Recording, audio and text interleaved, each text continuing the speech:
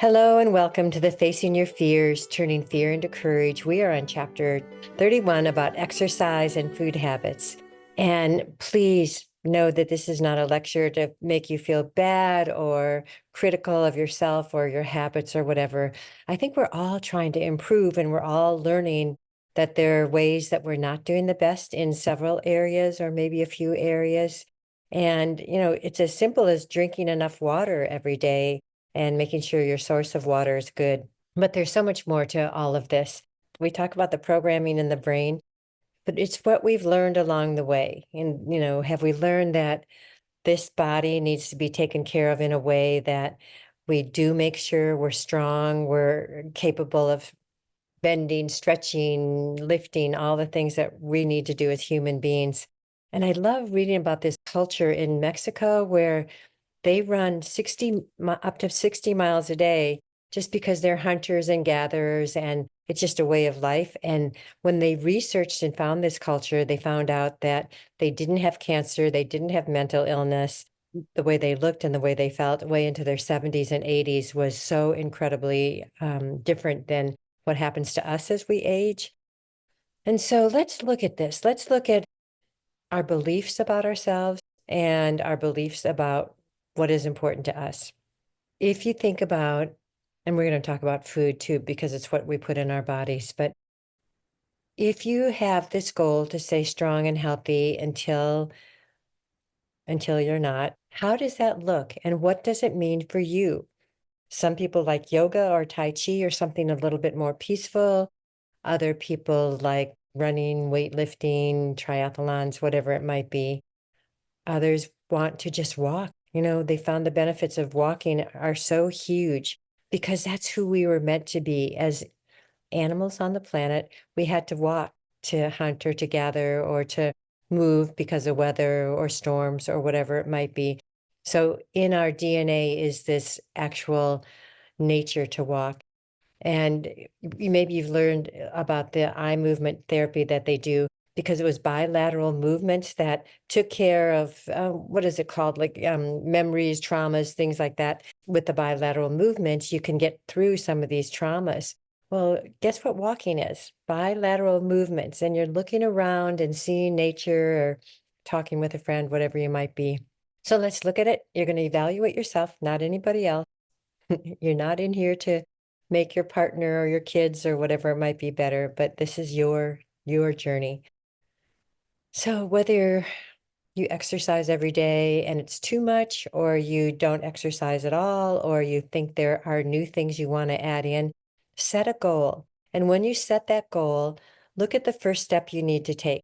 Like if you're going to do yoga and you're going to find a class, go find that class or something on the internet, which is so amazing that they have so much now after COVID. Doing it with a friend is absolutely the best way to start. If you make plans to go meet a friend to hike or run or bike or do yoga, go to yoga together, most likely you'll do it. But if you're going to do it by yourself, you have to be very disciplined. And remember, a body in motion wants to stay in motion. A body at rest wants to stay at rest. No judgment, just look at what you want to set for yourself. Okay.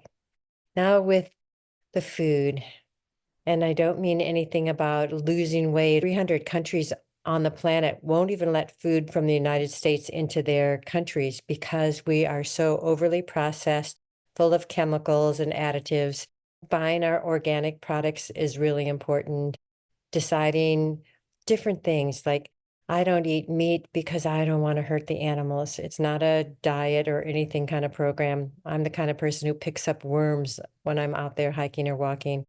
I'm not saying this for everybody. It's what you feel is right for you and what's right for your body. And we get feedback from our body. Even if I eat sugar, I can feel it. It's very different if we're putting things into our bodies.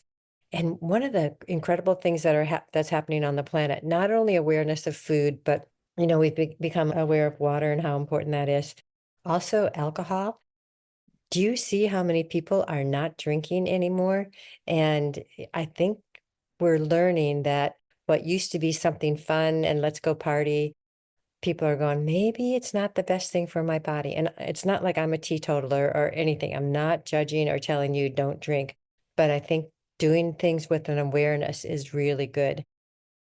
And it comes down to what we're really saying in our brain. I remember the Dalai Lama said, if you're going to have a sip of wine, go and enjoy it. And don't beat yourself up for what you're eating, drinking, or doing.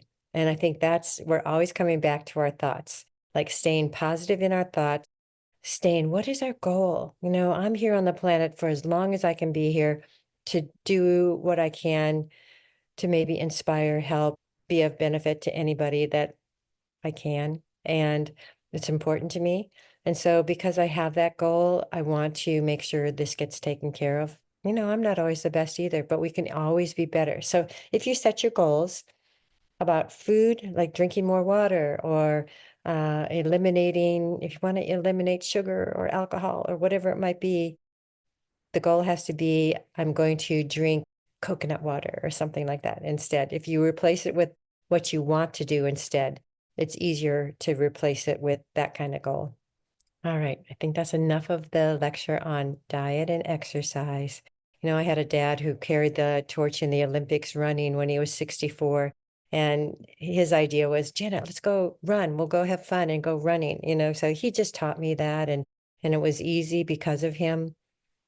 But it isn't always that way for everybody. So I'm not saying exercise is easy, but once you start, it does feel better. So thank you for joining us. We're going to look at what we're thinking. We're going to look at our habits, and we're going to continue to be better and better every day in every way.